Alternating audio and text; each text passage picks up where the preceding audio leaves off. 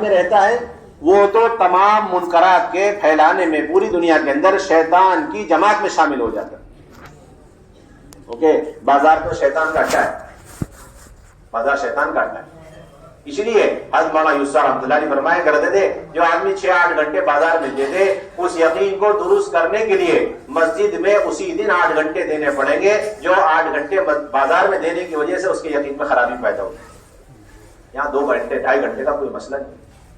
مسئلہ یہ ہے کہ یہ دیکھو کتنا وقت ان ماحول میں امت کا گزر رہا ہے جو خالص یقین کے بگاڑ کا سبب ہیں. اس سے موازنہ کرنا چاہیے. یہ نہیں کہ ہمیں مسجد کو 2 گھنٹے 2.5 گھنٹے, اگر مسجد 2 گھنٹے 2.5 گھنٹے دینے کی بات چلائی گئی تو یہ ساری مسجدیں دفتر بن کے رہ جائیں. امت کی تعلیم اور تربیت کا یہ مسجدیں اس وقت تک نہیں بن سکتی جب تک کہ ہر امتی کا فارغ وقت اس طریقے سے مسجد میں نہ لگے جس طریقے سے قرن اول میں حضرات صحابہ کا لگا کرتا. حضرت مولانا یوسف رحمۃ اللہ علیہ کے بیانات کے اندر فرمایا کرتے تھے میں نے پوری تحقیق کی, حضرت کو اللہ تعالیٰ نے سیرت کے اندر ایسی بصیرت اور ایسی گہرائی اور اس سے اصول کا استخراج استنباط کا ایسا ملکہ دیا ہے کہ حضرت مولانا علی میاں صاحب رحمۃ اللہ علیہ فرمایا کرتے تھے اور مولانا منظور نعمانی صاحب رحمۃ اللہ علیہ بھی فرمایا کرتے تھے کہ سیرت نگار اور سیرت کو پڑھنے والے بہت لوگوں کو ہم نے دیکھا ہے لیکن ہم نے مولانا الیاس صاحب اور مولانا یوسف صاحب جیسا آدمی نہیں دیکھا. ایسا لگتا ہے جیسے حضرات صحابہ کے درمیان وہ پیدا ہوئے پلے بڑے. اتنی گہری نظر سیرت. تو مولانا یوسف صاحب فرماتے ہیں کہ میں نے محسوس کیا, غور کیا کہ ایک صحابی کے حصے میں سال کے اللہ کے راستے میں خروج کی جو مقدار ہے اور جو مدت ہے وہ 6 سے 7 مہینے, اور ہر صحابی کے حصے میں اپنے مقام پر رہتے ہوئے مسجد کے تقاضوں کے لیے 3-4 مہینے. اس طرح 2/3 اندرون بیرون دعوت کے تقاضوں پر ایک صحابی کا صرف ہوا کرتا تھا. بڑی مشکل سے 2 سے 3-4 مہینے اپنے ذاتی تقاضوں کے لیے وہ فارغ کر پایا کرتے تھے. یہ اصل بنیادی چیز. اور مولانا یوسف رحمۃ اللہ خود فرمایا کرتے تھے کہ امت کی سب سے بڑی بھول اور اجتماعی غلطی ہے کہ امت نے ان مساجد کو 5 وقتہ نماز کے ادا کرنے کی ایک جگہ انہوں نے سمجھ لیا اور اس کو قرار دے دیا. جس طریقے سے فرض حج ادا کرنے کے لیے حرمین شریفین ایک جگہ کی حیثیت, ایک فریضے کی ادائیگی کی جگہ جس طرح حرمین شریفین, اس طریقے سے 5 وقت کی نماز کی ادائیگی کی جگہ یہ مسجدیں ہیں. فرماتے تھے کہ اگر کوئی شخص مسجد آئے اور آنے کے بعد حضرات صحابہ کے نہج پر ایمان کے اور علم کے حلقوں میں نہ بیٹھے تو پھر پہلے سے زیادہ اسباب کا یقین لے کر بازار میں جائے. حضرت فرمایا کرتے تھے ہمارے اس کام میں پہلا قدم کیا ہے؟ پہلا قدم یہ ہے ایک امتی کے دل کے گہرائی میں یہ بات اچھی طریقے سے اتر جائے کہ میرے تمام مسائل کا حل کا تعلق مسجد سے. یہ اس کام میں پہلا قدم اور پہلا زینہ ہے. جس طرح آج کے ہر مسلمان کو اپنے دنیاوی تمام مسائل کا حل ان دفتروں کے چکر کاٹنے میں نظر آ رہا ہے, اس طریقے سے اس کو مسجد کی طرف بار بار آنے جانے کے اندر اپنے دنیا کے تمام مسائل کا حل یقینی طور پر نظر آنے لگے. افسوس کی بات ہے قرن اول میں بیڑیوں کے اندر اپنے روزی روٹی کے مسائل کا حل کا یقین مسجد سے جس درجے میں تھا, آج کے مسلمان کو اس درجے کا یقین نہیں. آپ صلی اللہ علیہ وسلم فارغ ہوئے نماز سے اور مجلس لگی, حضرات صحابہ تشریف بیٹھے ہوئے ہیں, 100 بھیڑیے جنگل سے نکل کر آئے اور وہ بھی مجلس میں آ کے بیٹھ گئے. 100 بھیڑیے آ کر مجلس میں بیٹھ گئے. آپ صلی اللہ علیہ وسلم نے صحابہ سے فرمایا کہ یہ بھیڑیے اپنی روزی روٹی کا مسئلہ لے کر حل کرنے کے لیے آیا, بتاؤ تمہاری کیا رائے. صحابہ نے عرض کیا یا رسول اللہ صلی اللہ علیہ وسلم آپ جو طے فرمائیں ہم اس پہ راضی ہیں. آپ نے فرمایا جس کے پاس ایک ریوڑ ہے وہ سال میں ایک بکری بھیڑیوں کے حوالے کر دے. حضرات صحابہ نے اپنی تنگی اپنے فقر و فاقے کی شکایت کی, یہ تو بہت بڑی مقدار ہے, بہت بڑی خوراک ہے. تو آپ نے بھیڑیوں کی طرف 3 انگلی سے اشارہ کر کے فرمایا کہ تم ان کے ریوڑ میں سے جھپٹے مار کے اپنی ضرورت کی مقدار اور خوراک لے جایا کرو, اور تمہارے لیے ہے, تمہارا حصہ ہے. اور حضرات صحابہ سے فرمایا کہ آپ تم اپنے ریوڑ کی حفاظت کرو. ایک مثال, جانور آ رہے, بھیڑیے آ رہے مسجد کی طرف اپنے روزی روٹی کا مسئلے کا حل لے کر, کہ آج اس درجے میں مسلمان نہیں آ رہا, تو مسلمان کس درجے میں اس زمانے میں آتا ہوگا. مسلمان اس درجے میں، اس زمانے میں کس درجے میں مسجد سے اپنا تعلق قائم کیے ہوئے ہوگا. یہ بھیڑیے آتے تھے اور آج کے مسلمان ہی کا تعلق نہیں تو جانوروں کو کیا پوچھنا. کیوں؟ اس لیے کہ بھیڑیے آ رہے ہیں، اس لیے کہ بھیڑیے خود مسجد میں جانے کی دعوت دیا کرتے تھے. آج کے مسلمان میں مسجد میں جانے کی دعوت بھی نہیں ہے، اس لیے مسجد سے اپنے مسائل کا حل کا یقین نہیں. بھیڑیے نے حملہ کیا، ایک چروائے کے ایک بکری کو اٹھا لیا، اس نے چھیننے کی کوشش کی تو اس نے کہا کہ اللہ کی طرف سے ملی ہوئی روزی تم مجھ سے چھینتے ہو. انہوں نے بڑے تعجب سے کہا کہ ایک بھیڑیا انسان کی زبان میں بات کر رہا ہے. اس نے کہا اس سے زیادہ تعجب کی بات یہ کہ جناب رسول اللہ صلی اللہ علیہ وسلم مسجد میں حلقہ لگائے ہوئے اور دین کی باتیں فرما رہے اور تم یہاں پر جنگل میں بکریاں چرا رہے. سنتے کے ساتھ میں وہ بڑے میاں گئے اور ایک جگہ اپنی بکریوں کو باندھا، حضور کی خدمت میں جا کر یہ قصہ سنایا. آپ صلی اللہ علیہ وسلم نے الصلاۃ جامعہ فرما کر سارے مدینے والوں کو اکٹھا کر لیا اور ان کے سامنے بڑے میاں کی کارگزاری سنائی. یہ تھی اصل بنیادی بات. اس لیے مولانا یوسف فرمایا کرتے تھے کہ ہم تو یہ چاہتے ہیں ان مسجدوں کے اندر ایسی رونق، ایسی چہل پہل جس طریقے سے بازاروں کے اندر آج ہے، اور بازار اس طرح ویران ہو جائے جس طریقے سے آج مسلمانوں نے اپنے اعمال سے مسجدوں کو ویران کر دیا. مسجدیں دو حال سے خالی نہیں، یا تو اسباب سے بنیں گی یا پھر اعمال سے یہ مسجدیں بھری ہوئی ہوں. اگر مسلمان مسجد آ کر کے نماز کے علاوہ علم کے حلقوں میں، ایمان کے حلقوں میں اور غیب کے تذکروں میں بیٹھے گا تو پھر اس کے دل کے اندر سے رفتہ رفتہ اسباب کا یقین، تجارت کا یقین اور مادی شکلوں کا یقین نکلتا جاوے گا، اور پھر یہ بازار اس کے مسجد کے تابع ہو جائے. اور اگر یہ اعمال اس نے مسجد میں اختیار نہ کیے، ان مذاکروں کے اندر بیٹھنے کا اہتمام نہ ہوا، تو پھر رفتہ رفتہ باہر کے سارے اسباب اور مادی نقشے اور مادی شکلوں سے مسجد کو بھر دے گا، اور نتیجہ یہ ہوگا کہ مسجدوں میں مسلمان خود اپنے ہاتھ سے تالے لگائے اور یہ ساری مسجدیں بازار کے تابع ہو جائیں گے. بلکہ آگے حضرت کا یہ ملفوظ ہے کہ تمہارے ان مسجدوں سے وہ فتنے اٹھیں گے جو بازار سے اٹھتے ہیں. اصل بنیادی بات. اس لیے کسی بھی علاقے، کسی بھی خطے، کسی بھی ملک کے مسلمانوں کے عقائد کا حال معلوم کرنا ہے، ان کے اعمال کا حال معلوم کرنا چاہتے ہیں کہ اس کی کیا سطح، عقائد کی کیا سطح، عبادات کی کیا سطح اور معاملات اور معاشرے کی کیا سطح اگر آپ سمجھنا اور دیکھنا چاہتے ہیں تو پھر اس کی آسان شکل یہ کہ اس خطے، اس علاقے، اس ملک کے مساجد کا حال معلوم کرو. نماز کے اعتبار سے نہیں، اعمال دعوت کے اعتبار سے حال معلوم کرو. نماز کے اعتبار سے عمر رضی اللہ تعالیٰ عنہ نے ملک شام میں جا کر مسجدوں کے حالات اور اعمال کے ذریعے سے وہاں والوں کے دین کو پرکھ لیا. باقاعدہ پوچھا معاویہ کندی سے تمہارے مسجدوں کا کیا حال، اور خود فرمایا میرا خیال یہ ہے کہ لوگ آتے ہیں نماز پڑھ کر فوراً چلے جاتے ہیں اور بتکے ہوئے جانور اور بتکے ہوئے جنگلی اونٹوں کی طرح چلے جاتے ہو.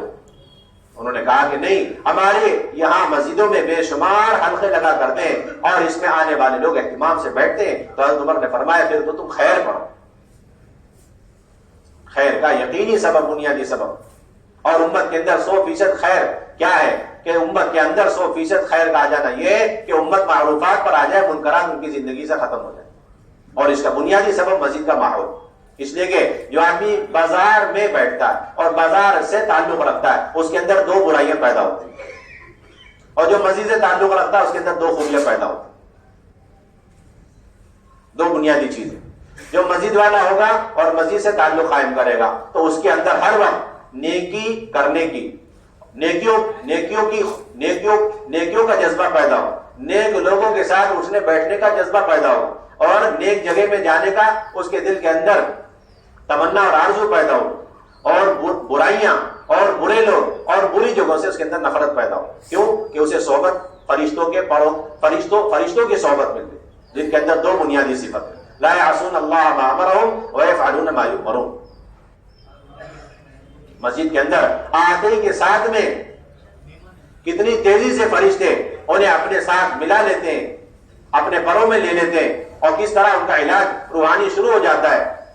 کسی ایمرجنسی اسپتال میں کسی ایمرجنسی کیس کو داخل کرنے پر جتنی تیزی سے وہاں کے ڈاکٹر نرس مل کے اس کا علاج شروع کرتے ہوں گے، جو تیزی سے فرشتے اس کا علاج شروع کر دیتے ہیں. ایک دم سے ان کی ہم نشینی پہ ساتھ فرشتے آ جاتے ہیں، یہاں تک کہ اگر وہ باہر نکلتے ہیں تو فرشتے ان کے پیچھے ان کی تلاش میں نکل جاتے ہیں، اگر وہ بیمار ہو گئے سب سے پہلے ان کی عیادت کے لیے پہنچتے ہیں، اور اگر کوئی حاجت پیش آ جائے سب سے پہلے ان کے تعاون اور معاونت کے لیے فرشتوں کی جماعت پہنچتی ہے۔ اور جو بازار میں رہتے ہیں ان کا حال یہ ہوتا ہے کہ برائی ان کے نزدیک اچھائیاں بن جاتی ہے، برے لوگ ان کے نزدیک اچھے لوگ بن جاتے ہیں، بری جگہوں کی طرف ہر وقت جانے کی طبیعت کرتی ہے، برائیاں کرتے رہنے کی طبیعتیں کرتی، اور اچھے لوگوں سے نفرت، اچھائیوں سے نفرت، اچھی جگہوں سے وحشت پیدا ہوتی ہے۔ یہ بنیادی چیز مولانا یوسف نے فرمایا کرتے تھے اگر کوئی شخص اپنے آپ کو مسجد کے تابع کر دے تو اللہ تعالیٰ نظام کائنات کو اس کے تابع کر دے، اس کو تابع کر دے۔ صرف مسئلہ یہاں تک نہیں، مسئلہ یہ کہ جتنے بھی دنیا کے اندر حالات پیش آ رہے ہیں اس کا کس درجے میں مسجد سے ہم نے تعلق جوڑا ہے، یہ اصل بنیادی چیز۔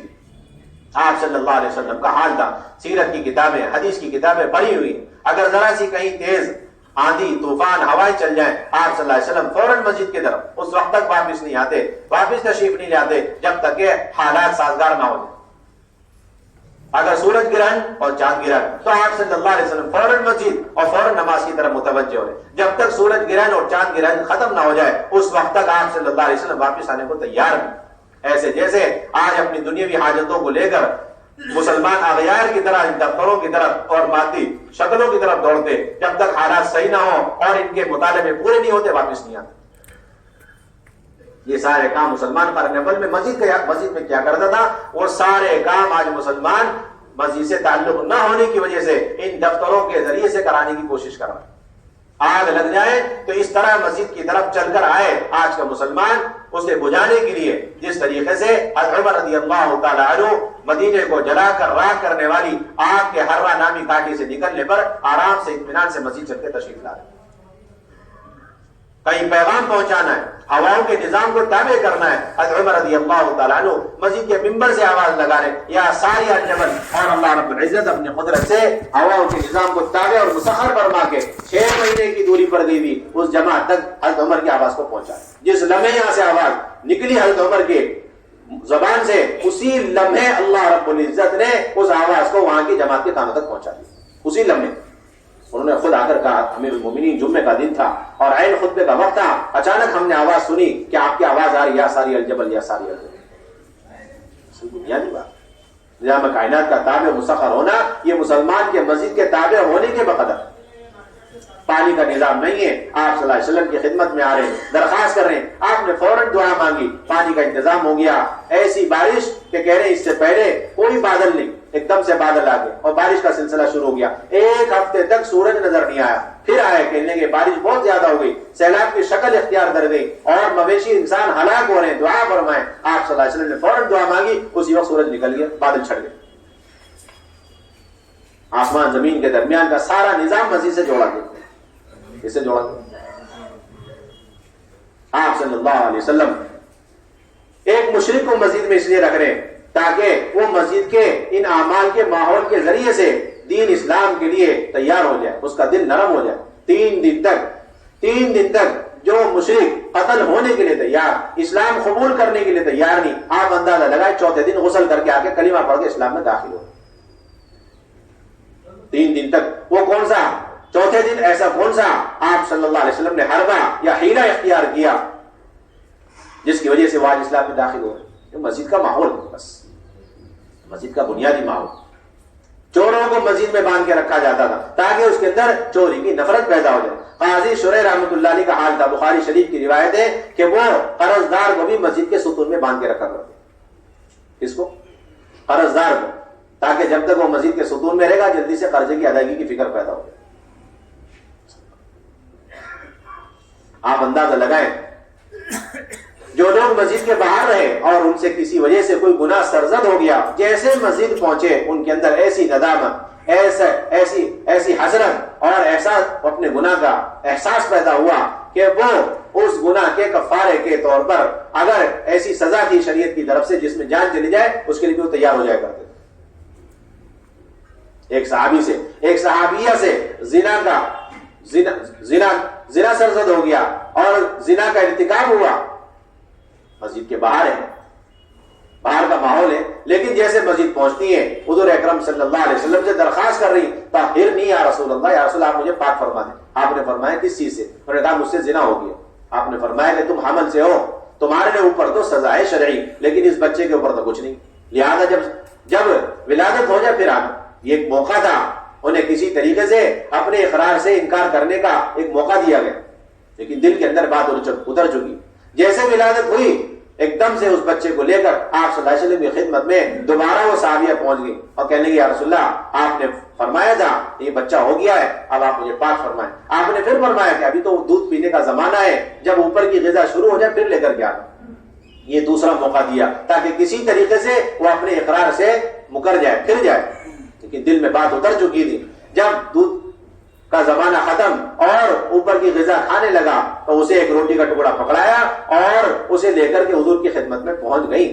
آپ صلی اللہ علیہ وسلم نے مسجد کے اندر حکم دیا کہ ان کو سنسار کیا جائے، چنانچہ انہیں باہر لے جا کر جب سنسار کرنے لگے، حضرت خالد رضی اللہ تعالیٰ عنہ کے اوپر جب ان کی خون کی چھینٹیں پڑی، انہیں ناگواری ہوئی، تو آپ صلی اللہ علیہ وسلم نے محسوس فرمایا اور آپ نے فرمایا کہ خالد اس خاتون نے ایسی سچی پکی توبہ کی ہے کہ اگر اس کی توبہ کو سارے مدینے والوں پر تقسیم کر دیا جائے تو سب کے لیے کافی ہو جائے۔ یہ تھی اصل بنیادی بات۔ کون سا ایسا عمل تھا جس کا آپ صلی اللہ علیہ وسلم نے مسجد سے تعلق قائم نہیں کیا؟ آپ صلی اللہ علیہ وسلم کا معمول مسجد کے اندر آنے والے لوگوں کو ایک ایک فرد کو لے کر جماعت کی شکل میں، افراد کی شکل میں مغیبات کے تذکرے فرماتے۔ کبھی آپ صلی اللہ علیہ وسلم بیٹھے دجال کے تذکرے فرما رہے، کبھی آپ صلی اللہ علیہ وسلم جنت کے تذکرے فرما رہے۔ ایک بڑے میاں کہنے لگے یا رسول اللہ صلی اللہ علیہ وسلم ہم نے سنا ہے کہ جنت کے اندر ایک درخت ہوگا جس سے جنتیوں کو تکلیف پہنچے گی۔ آپ نے فرمایا کون سا درخت؟ انہوں نے عرض کیا بیری کا درخت۔ آپ نے فرمایا اللہ کے ارشاد ہے فی صدر مخضود کہ وہ جنتی ایسے باغات میں ہوں گے جس کے اندر بے خار کی بیریاں ہوں گی۔ صحابی نے عرض کیا رسول اللہ وہ کانٹے کہاں چلے جائیں گے؟ آپ نے فرمایا ہر کانٹے کے بدلے اللہ رب العزت ایک پھل لگائیں گے اور ہر پھل کے اندر 70 ذائقے ہوں گے اور ہر ذائقہ دوسرے ذائقے سے جدا ہوگا۔ آپ نے تذکرہ شروع فرما دیا، یہ ایمان کا حال۔ صحابی نے عرض کیا یا رسول اللہ صلی اللہ علیہ وسلم اس درخت کا سایہ کتنا وسیع ہوگا؟ آپ نے فرمایا ایک سیاہ سفید رنگ کا کوا تسلسل کے ساتھ 1 مہینے تک اڑتا رہے تب بھی وہ اس درخت کے سائے کے منتہا تک پہنچ نہیں سکتا، اتنا لمبا وسیع سایہ۔ انہوں نے عرض کیا پھر اس درخت کا تنا کتنا چوڑا ہوگا؟ آپ نے فرمایا ایک جوان اونٹ چلے اور اتنا چلے کہ چلتے چلتے چلتے بوڑھا ہو جائے اور پھر اتنا چلے کہ اس کی ساری ہڈیاں گل کر آخری ہڈی مضبوط ترین ہڈی ہنسلی کی ہڈی بھی اس کی گل کے اور ٹوٹ جائے، اتنا لمبا چل کر بھی وہ اس تنے کا ایک چکر نہیں کاٹ سکتا۔ یہاں پر علیہ السلام مسجد میں بیٹھ کر کے ایک صحابی کو لے کر تذکرہ فرما رہے۔ آپ نے ایک مرتبہ تذکرہ فرمایا جہنم کا کہ جہنم کی زنجیروں کا کیا حال ہوگا، اور فرمایا وہ زنجیریں کتنی لمبی ہوں گی، چوڑی ہوں گی وہ الگ بات، لیکن اس زنجیر کا جو ایک کڑا ہوگا وہ 7 برس کا ہوگا۔ اس زنجیر کا ایک کڑا 7 برس کا۔ آپ کی خدمت میں قبیلہ اسلم کے لوگ پہنچے 7 حضرات۔ آپ نے ان سے پوچھا کہ آپ حضرات کون ہیں؟ انہوں نے عرض کیا ہم تو مومن ہیں۔ آپ نے ان کی دلیل معلوم کی تو انہوں نے کہا ہمارے مومن ہونے کی 15 صفتیں ہمارے اندر۔ 7 آدمی کو لے کر آپ صلی اللہ علیہ وسلم ایمان اور ایمان کی خصلتوں کے تذکرے فرما رہے ہیں کہ ہمارے اندر 15 صفتیں۔ 5واں ہے جس کا آپ نے خود ہمیں حکم دیا ہم ایمان لائیں، اللہ پر ایمان لائیں اور فرشتوں پر ایمان لائیں، کتابوں پر ایمان لائیں، رسولوں پر ایمان لائیں، تقدیر پر ایمان لائیں۔ 5واں ہے جس کا آپ کے قاسم نے ہمیں حکم دیا کہ ہم گواہی دیں کہ آپ کے سوا کوئی معبود نہیں، آپ اللہ کے سوا کوئی معبود نہیں اور آپ اللہ کے رسول اور اس کے بندے ہیں، اور نمازوں کو قائم رکھیں، زکوٰۃ ادا کریں، رمضان کے روزے رکھیں اور بیت اللہ حج کریں۔ 5 صفتیں وہ ہیں جو ہم نے زمانے جاہلیت میں اختیار کر لی تھی، صبر کرنا، شکر کرنا اور اللہ کے ہر فیصلے پر راضی رہنا اور دشمنوں سے مقابلے پر ثابت قدم رہنا اور آنے والے مصیبتوں پر ہمارے دشمنوں پر آنے والے مصیبتوں پر کبھی بھی ہم خوشی کا اظہار نہیں کرتے۔ آپ نے یہ 15 صفتیں سن کر فرمایا کہ یہ تو ایسی خصلتیں ہیں کہ ان کی بنیاد پر تو قریب تھا کہ تم انبیاء کے درجے تک پہنچ جاتے اور نبوت کا درجے تک پہنچ جاتے۔ ادبا فقہا کانوا ان یکونوا انبیاء. پھر آپ نے فرمایا کہ یہ 15 خصلتیں ناقص ہیں اور یہ 15 خصلتیں یہ ناتمام ہیں اگر اس کے ساتھ 5 صفتیں اور تم نے شامل نہیں. ایک، ضرورت سے زیادہ کھانا اکٹھا مت کرو. نمبر 2، ضرورت سے زیادہ تعمیر مت کرو. اور نمبر 3، دنیا کی ان چیزوں کے اندر آپس میں تنافس اختیار مت کرو. اور نمبر 4، اس اللہ کا ڈر اختیار کرو جس کے سامنے تمہیں پیش ہونا ہے، حاضری ہونی ہے. اور نمبر 5، جنت کی رغبت اختیار کرو جہاں تمہیں مرنے کے بعد ہمیشہ ہمیشہ رہنا. یہ تو وہ مذاکرے ہیں کہ اللہ کے نبی کی عین سنت یقین کر کے ہم میں سے ہر ایک کو روزانہ مسجد کے اندر ان صفات کو لے کر حلقے لگانے چاہیے. اصل بنیادی چیز آپ صلی اللہ علیہ وسلم کا یہی حال امت کو تعلیم دینے کے اعتبار سے. آپ صلی اللہ علیہ وسلم نے امت کو تمام تر شریعت کی تعلیم مسجد کے ماحول میں دی. مسجد ہی اصل تعلیم کی جگہ. امت کے ارتداد کے امت کے اندر سے ارتداد کے ختم ہونے کا اور امت کے اندر سے جہالت کے ختم ہونے کا یہ بنیادی سبب یہ مسجد کا ماحول.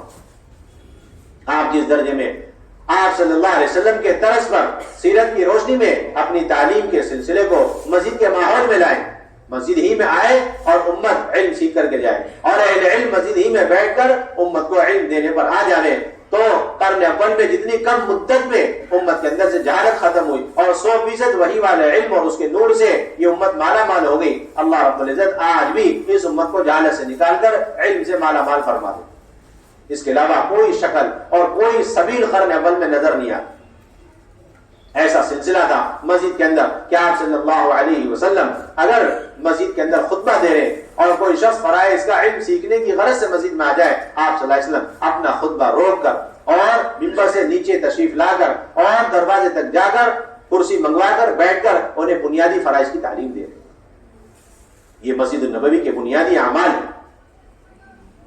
آپ صلی اللہ علیہ وسلم مسجد میں ایک صاحب آ کر کے احرام کہاں سے باندھنا چاہیے آپ سے درخواست کی، آپ سے سوال کیا، فتویٰ معلوم کیا. آپ صلی اللہ علیہ وسلم نے انہیں میقات کے ساری جگہوں کی تفصیل بتائی کہ آپ کو یہاں سے میقات، یہاں سے آپ کو احرام باندھنا، آپ کے لیے یہ جگہ میقات.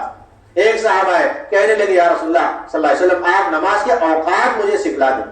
آپ نے دیکھا کہ یہ تو بہت ہی سیدھے سادے بڑے میاں ہیں، انہیں اگر ہم لکھ کر کے دے دیں تو نہیں سمجھ سکتے، زبان سے بتا دیں تب بھی نماز کے اوقات کو پہچان نہیں سکتے. آپ نے اپنی فراست سے سمجھ لیا، چنانچہ آپ نے فرمایا اقیم معی، ایک روایت میں آپ نے فرمایا صلی معی، ایک روایت میں آپ نے فرمایا امرہ ان یشهد معه الصلاۃ، کہ آپ ہمارے ساتھ ٹھہر جاؤ اور ہمارے ساتھ نماز میں شریک ہو جاؤ. چنانچہ آپ صلی اللہ علیہ وسلم نے ان کو نماز کے اوقات کی تعلیم دینے کے لیے، ان بڑے میاں کو نماز کے اوقات کی تعلیم عملی طور پر دینے کے لیے 2 دن تک اس طرح نماز پڑھائی کہ پہلے دن 5 نمازیں اول وقت میں، دوسرے دن 5 نمازیں آخر وقت. پہلے دن نماز فجر کی شروع وقت میں اور دوسرے دن آخر وقت. پہلے دن ظہر کی نماز اول وقت میں، دوسرے دن آخر وقت. 2 دن تک ان کو نماز کا اوقات کا درس دیا جا رہا ہے. بابو مواقیت الصلاۃ. جب 2 دن گزر گئے تو آپ نے فرمایا ان سائل، کہاں ہیں وہ بڑے میاں جو نماز کے اوقات معلوم کرنے کے لیے آئے؟ انہوں نے کہا میں یہاں ہوں. آپ نے فرمایا نماز کے اوقات جائیے. اتنی سیدھی سادی تعلیم مسجد کے ماحول کے اندر. کوئی کسی بھی وقت مسجد میں آ جائے، عقائد کا علم حاصل کرنا ہے اور مسائل اور فرائض کا علم حاصل کرنا ہے لے سکتا، حدیث کا علم حاصل کرنا لے سکتا. عقبہ بن عامر جوہنی رضی اللہ تعالیٰ عنہ فرماتے ہیں کہ ہم چند نوجوان تھے، ہمارے ذمے زکوٰۃ اور صدقات کے اونٹ کو چرانے کی ذمہ داری تھی. باری باری ہم اونٹ چرایا کرتے تھے. جب باری نہیں ہوتی ہم اللہ کے نبی کی خدمت میں رہتے، مسجد میں رہتے اور آپ کے صحبت سے علم حاصل کرتے رہتے، ایمان سیکھتے رہتے. جب باری ہوتی تو اس دن بھی کوشش کرتے کہ کسی طرح جلدی باری ختم کر کے آئیں اور حضور کی صحبت سے کچھ سیکھ لیں. تو چنانچہ کہتے ہیں ایک دن میری باری آئی، میں گیا اونٹ چرا کر کے جلدی سے آیا اور اونٹوں کو باندھا اور فوراً میں حضور کی خدمت میں پہنچا تو دیکھا اللہ کے نبی صلی اللہ علیہ وسلم یہ حدیث بیان فرما رہے.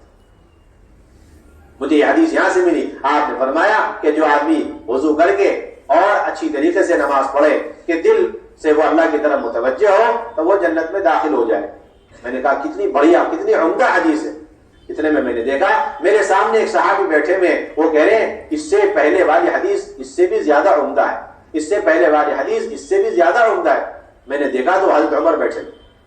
میں نے کہا اے عمر، میں تو اونٹ چرانے کی وجہ سے بیٹھ نہیں سکا، شریک نہ ہو سکا، لہذا وہ حدیث مجھے آپ سنا دیجئے، بتا دیجئے۔ انہوں نے کہا کہ آپ صلی اللہ علیہ وسلم نے فرمایا اس سے پہلے حدیث میں کہ جو شخص اچھی طریقے سے وضو کرے اور وضو کرنے کے بعد یہ دعا پڑھے اشہد ان لا الہ الا اللہ وان محمدا عبدہ ورسولہ، ایک روایت میں اشہد ان لا الہ الا اللہ وحدہ لا شریک لہ واشہد ان محمدا عبدہ ورسولہ، دونوں مسلم شریف کی روایت ہے اور ایک ہی جگہ آگے پیچھے سند اس کی ہے۔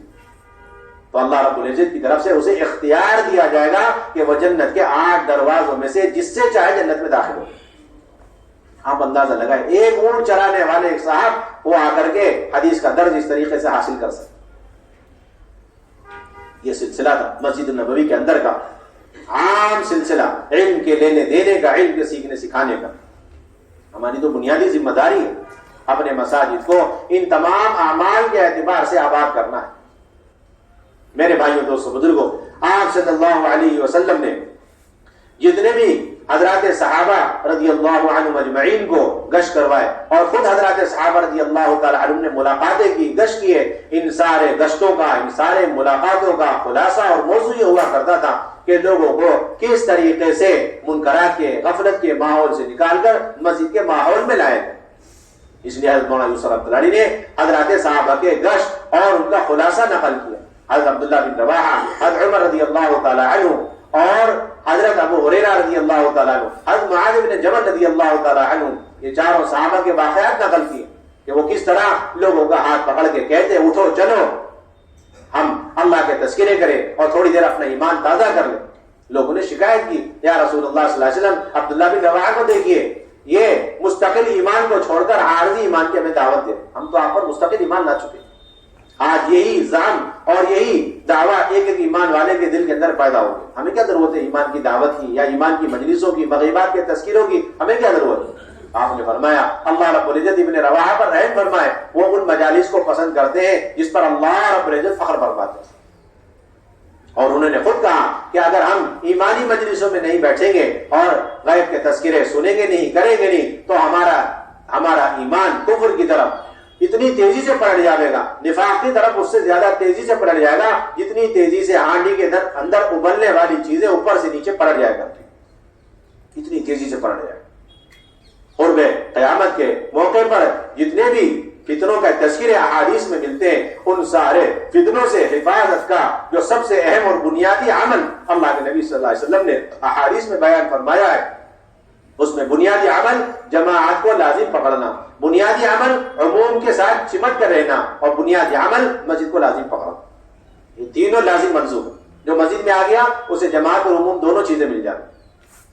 مسجد سے ہٹا ہوا آدمی اور مسجد سے دور رہنے والا آدمی وہ اپنے آپ کو فتنوں سے بچا نہیں سکتا۔ یہ بات بالکل یقینی ہے۔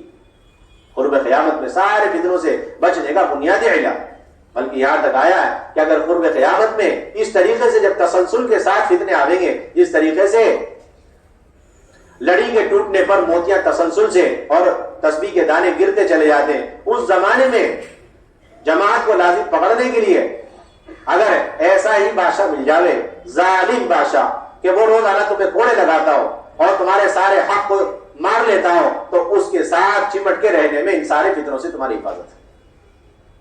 اس کے ساتھ چمٹ کے رہنے میں ان سارے فتنوں سے مارنے حفاظت ہے۔ جماعت کے ساتھ التزام اور عموم کے ساتھ التزام، یہ اصل فتنوں سے بچنے کا بنیادی سبب۔ تو ہمارے گشتوں کا موضوع یہ، اس لیے آبادی کا عمل یہ قرن اول کی اہم ترین اور امت کی تعلیم و تربیت کا بنیادی سبب رہا، اور قیامت تک کے لیے یہ مسنون طریقہ رہے گا امت کی تعلیم و تربیت کے لیے۔ اس لیے امام بخاری رحمۃ اللہ علیہ نے بخاری کے اندر عنوان قائم کیا، باب ذکر العلم والفتیہ فی المسجد، کہ مسجد کے اندر علم اور مسجد کے اندر ہی فتوے کا سلسلے۔ قیامت تک یہ مسنون طریقہ، قیامت تک کے لیے یہ مسنون طریقہ ہے علم کے سیکھنے کا اور علم کے سکھانے کا، اپنی صحبت کے ذریعے، بغیر کتاب کے، بغیر نصاب کے اور بغیر کسی راتب کے مسجد کے ماحول میں رکھ کر امت کی تعلیم کی فکر کرنا۔ حضرت مولانا یوسف رحمۃ اللہ علیہ فرمایا کرتے تھے کہ ہماری مسجدیں اس وقت تک مسجد النبوی کے نقشے پر نہیں آ سکتی جب تک کہ ہماری مسجد کی سطح پر پورے عالم کے دعوت کے تقاضے اور علم کے تقاضے پورے نہ ہوں۔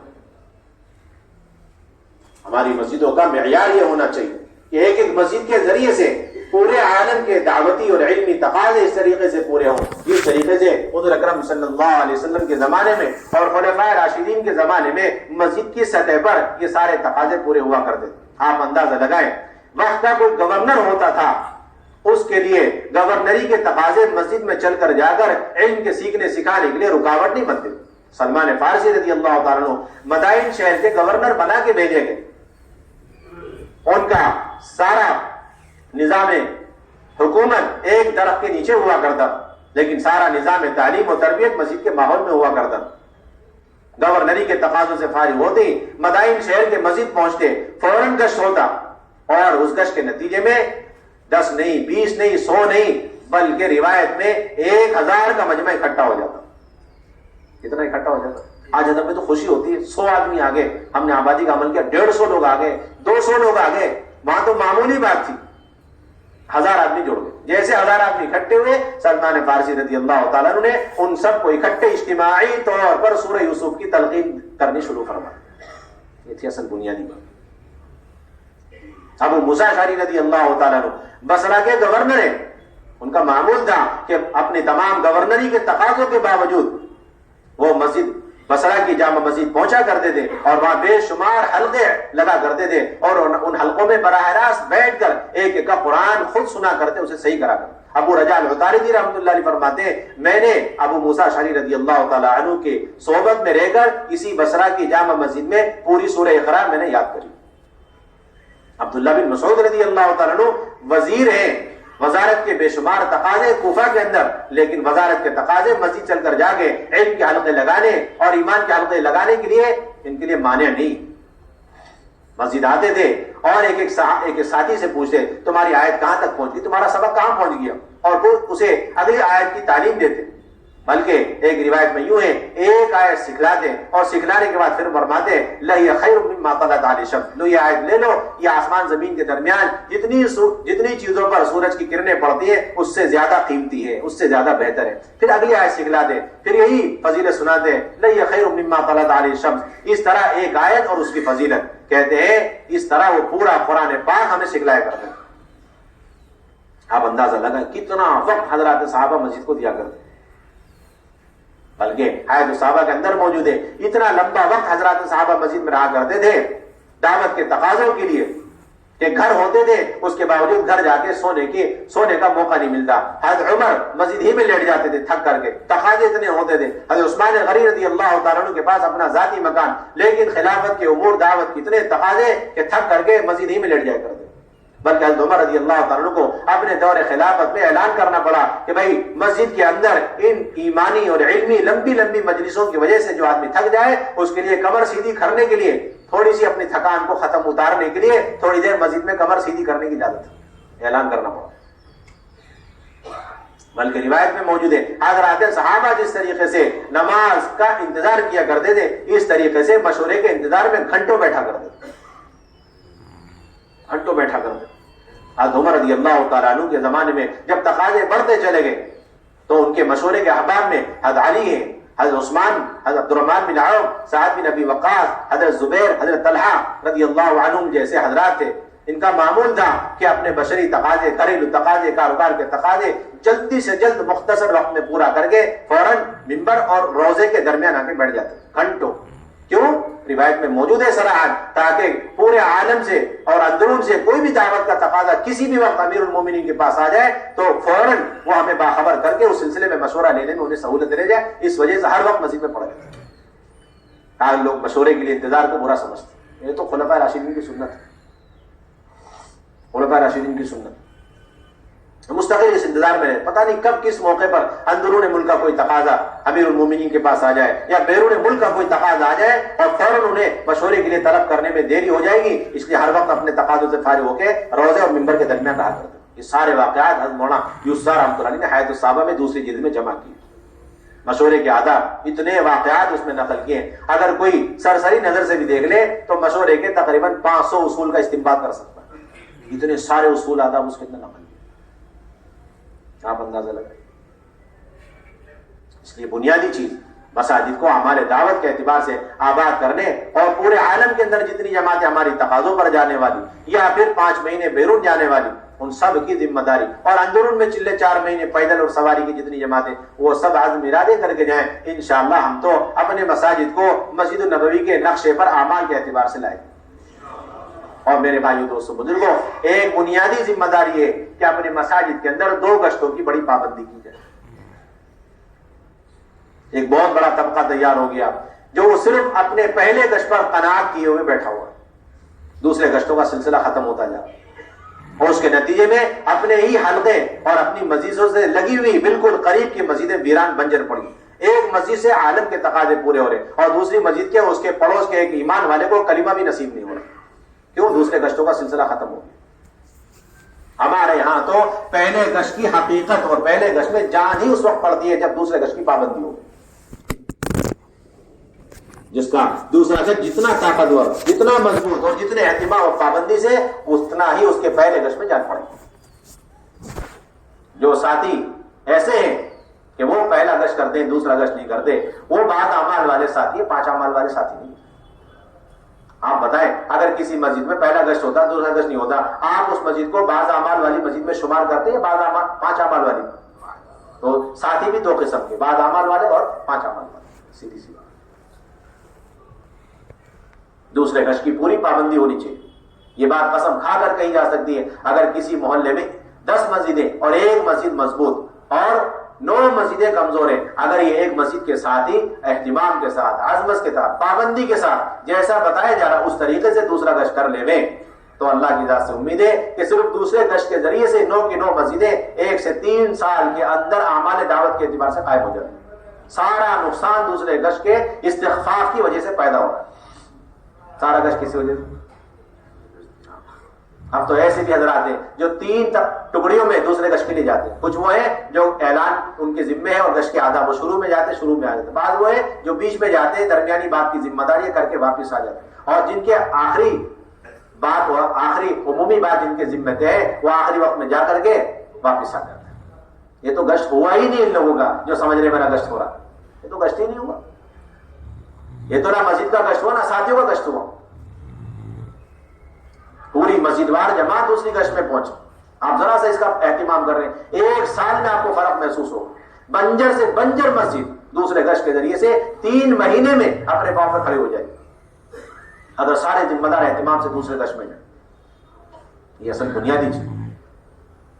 اسی طرح ایک اہم بنیادی درخواست یہ ہے کہ سیرو اپنے قرب و جوار کے گاؤں دیہات ہیں، اطراف ہیں، اس کے اندر کام کو جمانا، اور دوسرے اس کے قرب و جوار اور قریب کے اضلاع ہیں اور اپنے صوبے کے دور دراز کے علاقے، بنجر علاقے، ان کے اندر کام جمانے کے لیے 3 باتوں کا اور اہتمام کرنا ہے جو کل سے کارگزاری کی روشنی میں ہمارے سامنے بات آتی ہے۔ ایک یہ کہ ہر پرانا ساتھی اپنا وقت متعین کر کے خود محنت کر کے اپنی جماعت بنائے، کیونکہ حضور صلی اللہ علیہ وسلم نے اگر کسی عمل پر حضرات صحابہ کو نبوت کے مل جانے کے بعد ڈالا ہے تو وہ انفرادی دعوت اور اپنی محنت کر کے تشکیل کرنا، وصولیابی کرنا، سب سے پہلا کام حضرات صحابہ کو سکھلایا۔ ایک صحابی کو اپنے خاندان میں بھیج دیا، اپنے قبیلے میں بھیج دیا، ایسے خاندان ایسے قبیلے کہ ان کے لیے بددعائیں کرانے کے لیے آتے تھے، یہ تو ماننے والے نہیں، آپ تو بددعائیں کر دیں۔ جیسے لوگ آتے نا، ہم نے دوسرا گشت بہت کر لیا، ذرا سا بھی اثر نہیں پڑا، تو کہیں بن عامر دوسی پہنچے تھے، تھوڑے دنوں میں واپس آ کے درخواست کی کہ آپ بددعائیں کریں۔ نہیں، میں تو لعنت کرنے کے لیے نہیں بھیجا، میں تو رحمت للعالمین بنا کے بھیجا، جاؤ آپ محنت کرو، تمہارے جیسے بے شمار لوگ تمہارے خاندان قبیلے میں موجود ہیں، جاؤ محنت کرو۔ چنانچہ وہ گئے اور سارے تقاضے چھوڑ کر کے عمومیت کے ساتھ اپنے محلے میں، اپنے خاندان میں، اپنے گاؤں میں محنت کرتے رہے۔ بدر بھی ختم، احد بھی ختم اور خندق بھی ختم۔ خیبر کے موقع پر آگے پیچھے وہ 80 گھرانے کو لے کر کے حضور کی خدمت میں حاضر ہوئے۔ کتنے گھرانے کو لے کر؟ 80 گھرانے کو لے کر، جس میں حضرت ابو ہریرہ رضی اللہ تعالیٰ عنہ بھی۔ یہ اصل بنیادی بات۔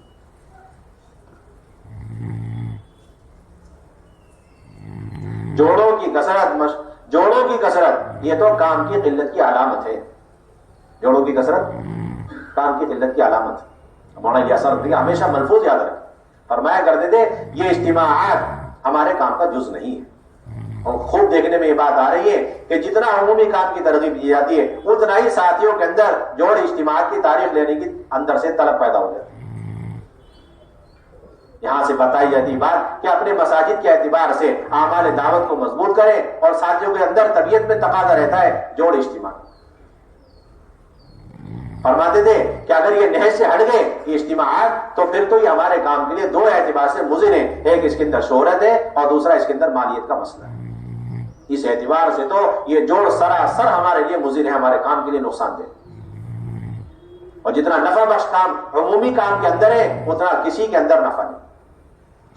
اس لیے بنیادی چیز کہ ہر ایک کی ذمہ داری چاہے مہینے کے 10 دن ہو اور آخری درجہ مہینے کا 3 دن، لیکن اپنا ہفتہ متعین کر کے اور خود محنت کر کے جماعت بنا کے لے کر کے جائے۔ اور دوسری بنیادی بات کہ بنجر بستیوں کی طرف رخ کرنا، اور تیسری بنیادی بات یہ کہ کمزور علاقوں کے اندر تسلسل کے ساتھ جماعت جائے۔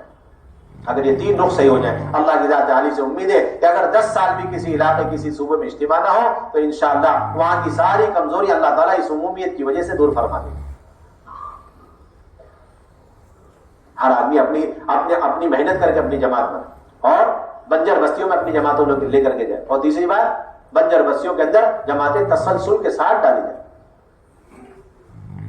اپنے ساتھیوں کو اس بات کی کوئی گنجائش نہ دی جائے کہ وہ اپنے اختیار سے اپنے مرضی کے رخوں پر چلے جائیں، اس کی کوئی گنجائش نہ دو۔ یہ تو سراسر کام کے اندر خیانت ہے، یہ تو سراسر کام کے اندر خیانت ہے۔ آپ صلی اللہ علیہ وسلم کو تو حال یہ تھا کہ جب معلوم ہوتا کہ یہ رخ بہت کٹھن ہے اور مدینے کے ماحول میں بیٹھ کر اگر یہ رخ دے دیا جائے تو جماعت جانے کے لیے ہی تیار نہ ہوگی، تو آپ صلی اللہ علیہ وسلم ان سے فرماتے، ایک پرچی میں لکھ کر کے امیر کے حوالے کر کے کہتے کہ تم چلتے رہو مدینے سے نکل کر، جب 3 دن کے فاصلے پر پہنچ جاؤ تو پرچی کھول کے دیکھ لینا اس میں رخ لکھا ہوگا۔ کیا لکھا ہوگا؟ خدا کی قسم اس سنت کو یہ مجمع زندہ کرے سب سے پہلے۔ اللہ رب العزت قرن اول کی طرح بنجر علاقوں کے اندر دین کو اور علم کو زندہ فرما دے۔ 3 دن کے بعد کھول کے دیکھنا اس میں رخ ملے گا، اور پھر ساتھیوں کے سامنے بات رکھو کہ جو اب جانے کے لیے تیار ہے وہ چلے، اور جو واپس جانا چاہتا ہے واپس جائے۔ اتنی دور کے بعد کہ واپس جو جانا چاہتا تھا وہ بھی واپس نہ جا سکے، آگے بڑھتا چلے جائے۔ یہ اصل بنیادی چیز ہے۔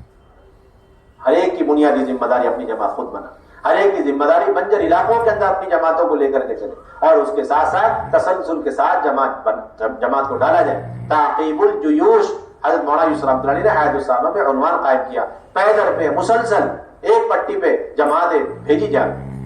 حضرت خالد بن ولید رضی اللہ تعالی عنہ کو اللہ کے نبی صلی اللہ علیہ وسلم نے یہی ہدایت دی کہ جاؤ بحرین، جاؤ نجران، اور جا کر کے فوراً گشت کرو، محنت کرو، اور وہ دین اسلام میں داخل ہو جائے تو پھر آگے نہیں بڑھنا بلکہ وہی رہ کر کے انہیں بنیادی فرائض کی تعلیم دینا اور انہیں بھلائی کا حکم کرنا، برائی سے روکنا، اور جب یہ کام بھی ہو جائے تو آپ کارگزاری کا خط لکھنا، اب ہم آگے بتائیں گے تمہیں کیا کرنا۔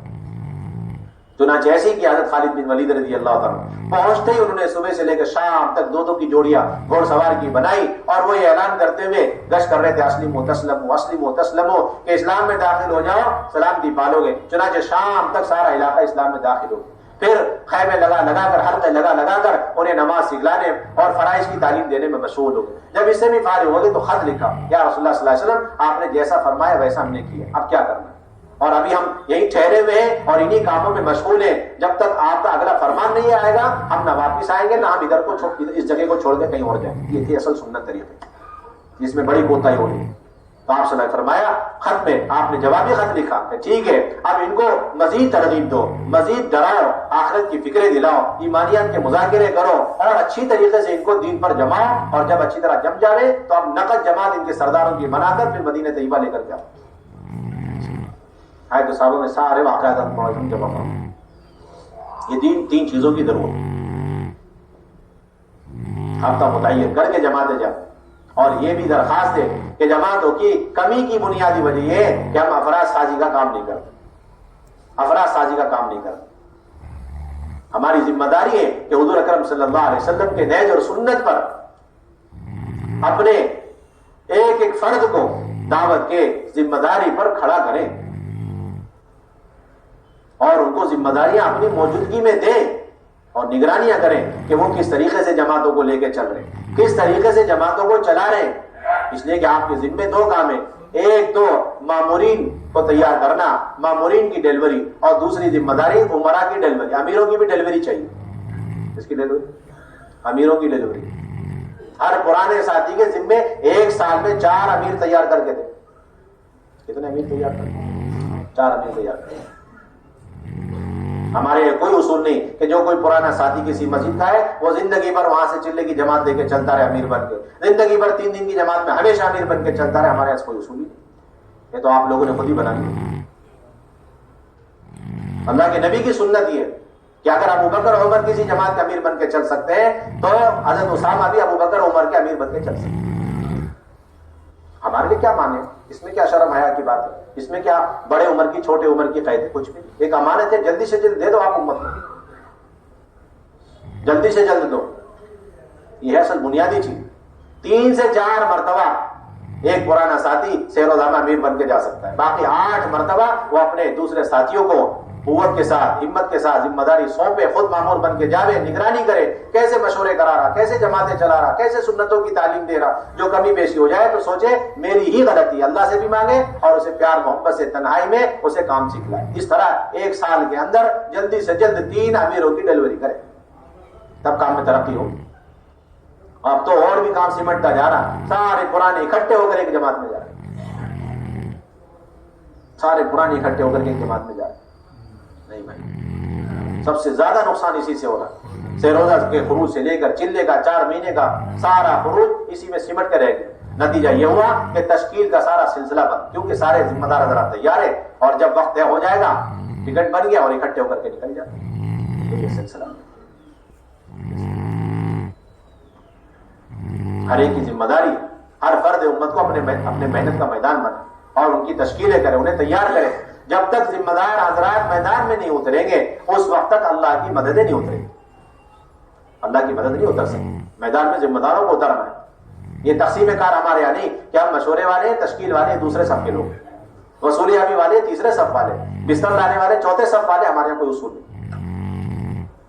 ہمارے ہم مشورے والے اور یہ سب میدانی کام کرنے والے، یہ کوئی اصول سیرت میں نہیں ملتا.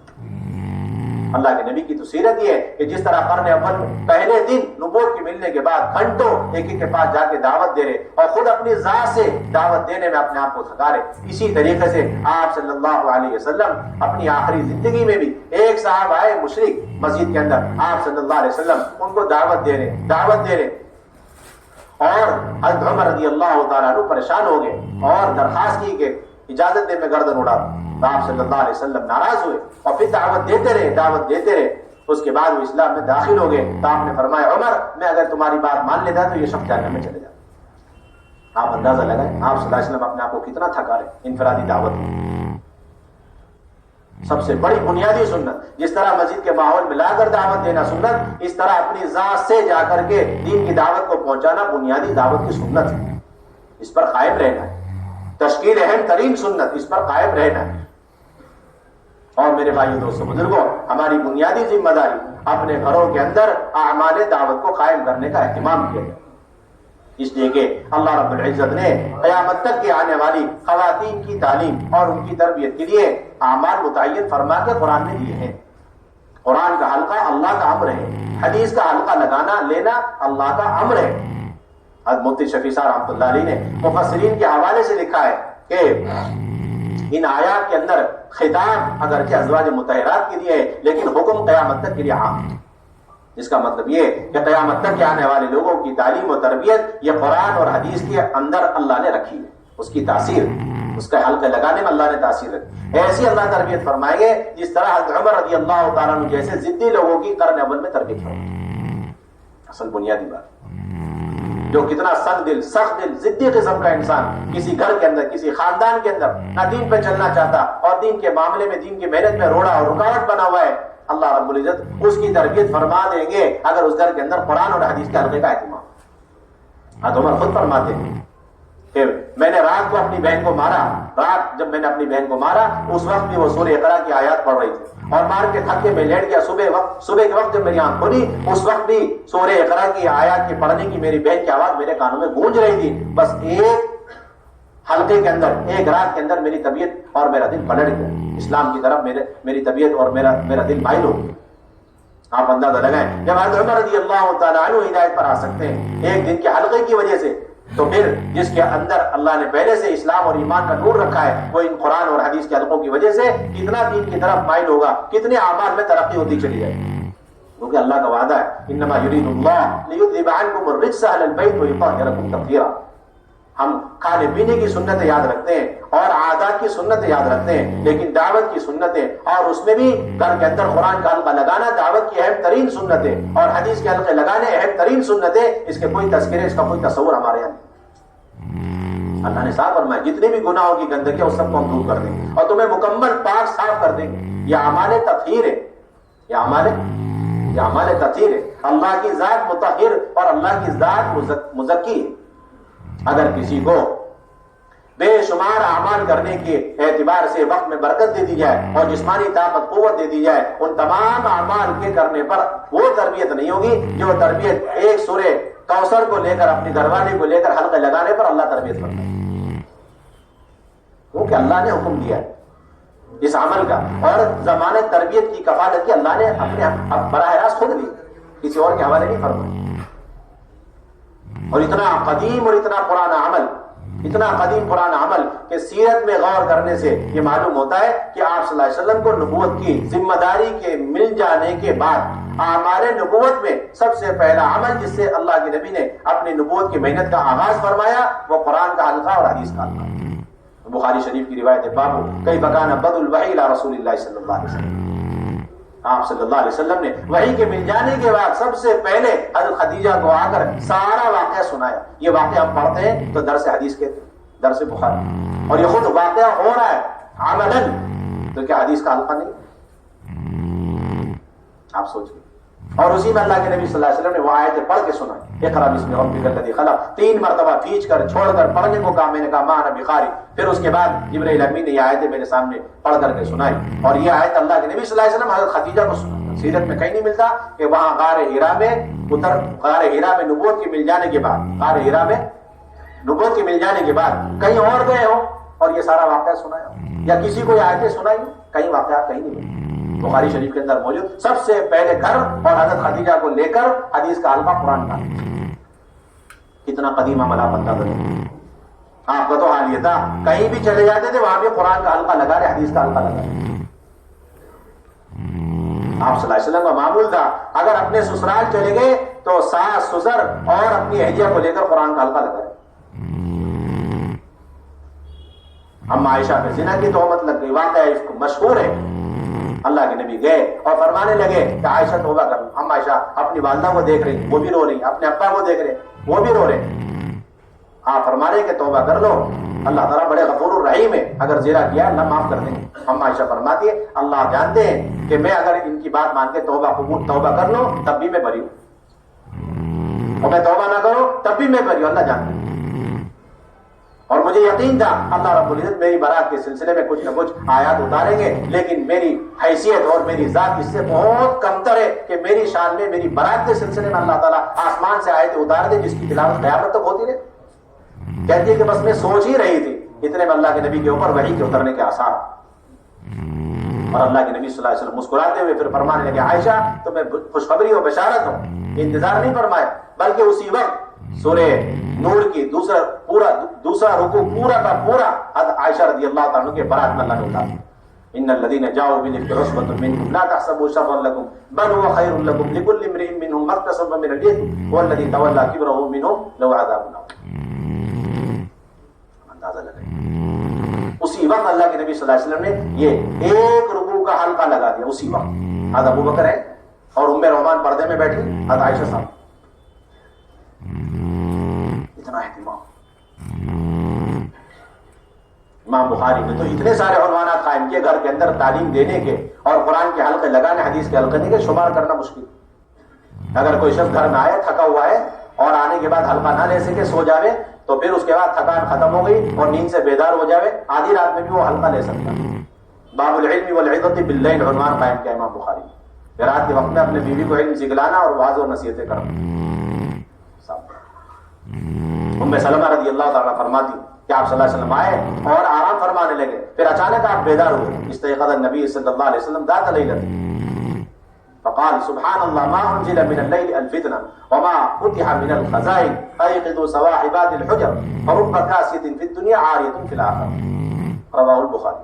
مختصر سی عنوان قائم کیا امام بخاری. دیکھو اللہ کے نبی صلی اللہ علیہ وسلم رات میں ام سلمہ کو لے کر کے حدیث کیا ہوتا ہے، اتنا اہتمام قرآن کا حلقہ گھر میں اور حدیث کا حلقہ دے. اللہ معاف فرمائے، کام کرنے والا ایک طبقہ ایسا کہ جو ابھی تک اپنے گھروں کے اندر اپنی ذات سے ان دونوں حلقوں کا اہتمام نہیں کرتا، جس کی وجہ سے سب سے زیادہ بڑی تیزی سے بے دینی، جہالت، بے پردگی کام کرنے والوں کے گھروں کے اندر داخل ہوتی جائے.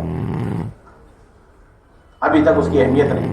باہر کے تقاضوں کا اتنا غلبہ کہ گھر آ کر کے اپنے گھر والی اور بچوں کو لے کر حلقہ لگانے کی توفیق نہیں. یہ کوئی کام نہیں ہمارے.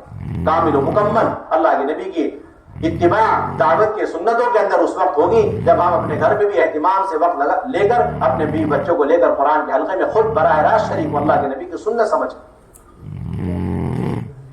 اور کسی بھی شریعت کے اندر، سیرت کے اندر کوئی عذر ایسا شرعی نہیں ملتا جس کی وجہ سے حضور صلی اللہ علیہ وسلم نے قرآن کا حلقہ اس گھر میں لگانے سے منع کر دیا ہو یا عذر والی کو اس حلقے سے اٹھا دیا ہو. بلکہ روایت میں تو یہ ملتا ہے، سیاہ ستہ کی روایت میں بات ملتی ہے کہ شرعی عذر کے ہوتے ہوئے اس گھر میں قرآن کا حلقہ اور عذر والی کو بٹھایا جا رہا اہتمام کے ساتھ. مسلم شریف کی روایت ہے، حضرت عائشہ رضی اللہ تعالیٰ فرماتی ہے کان رسول اللہ صلی اللہ علیہ وسلم متکئا علی حجری وانا حائض فیقرأ القرآن. کہ آپ صلی اللہ علیہ وسلم مجھ پر ٹیک لگائے ہوئے اور میں ایام سے ہوں اور آپ قرآن کی تلاوت فرما رہے میں سنتی جا رہی. یہ اصل بنیادی چیز. جتنا آپ سیرت پر کام کو لائیں گے اتنا اسباب ہدایت سے قریب ہوتے چلے جائیں گے اور ہدایت عام ہوتی چلی جائے گی. اور جتنا اس کام کو تجربوں اور شخصیتوں کے حوالے کریں گے اتنا اسباب ہدایت سے دور ہو کر امت ہدایت اور اسباب ہدایت سے محروم ہو جائے گی. اصولی بات، یہ اصل بنیادی چیز. کیوں؟ اس لیے کہ عام حالات میں شیاطین خواتین کو اتنا گمراہ نہیں کر سکتے جتنا حضور کے ایام میں شیاطین خواتین کو گمراہ کر دیتے. ایسے موقع پر تو ان کو فرشتوں کا ماحول، فرشتوں کے پروں کے اثر میں رکھنا، اس کے لیے قرآن حدیث کا حلقہ اہتمام کے ساتھ لگا. اگر کسی گھر میں صرف میاں بیوی ہے، بچے نہیں ہیں اور ایسا شرعی عذر پیش آ جاوے، گھر آوے اپنی اہلیہ کو لے کر کے قرآن پڑھتا جاوے اور اس کی گھر والی سنتی رہے، یہ اللہ کے نبی کی عین سنت ہے.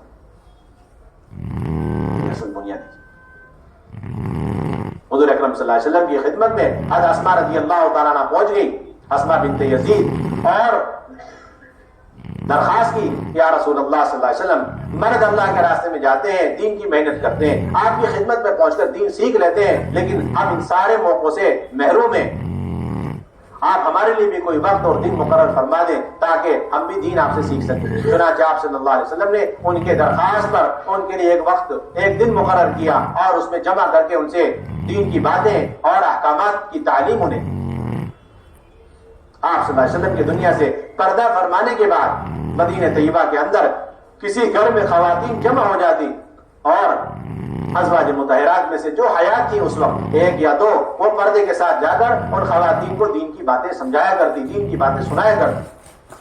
یہ ایک ایک ایمان والی کے ہدایت پر اور اعمال پر اور فرائض پر، پردے پر آنے کا یہ مصنون طریقہ ہے کہ ان کے لیے آپ دینی ماحول قائم کریں اور اس کے اندر ایک ایک ایمان والی کو لا کر کے جوڑیں. اسی لیے ہر محلے کے اندر چند مکانات کے بیچ میں ہفتہ واری تعلیم کی بنیاد ہے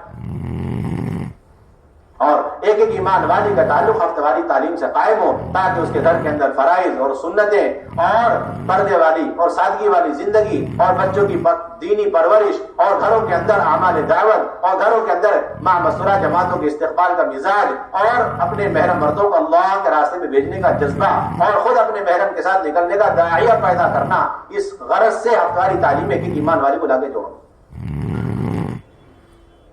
دو بہنیں عشرے والی اور 3 بہنیں ایک ایک بار سے روزہ لگائی ہوئی. اگر اس طرح 5 بہنیں ہیں آپ محلے میں تعلیم شروع کرائیں.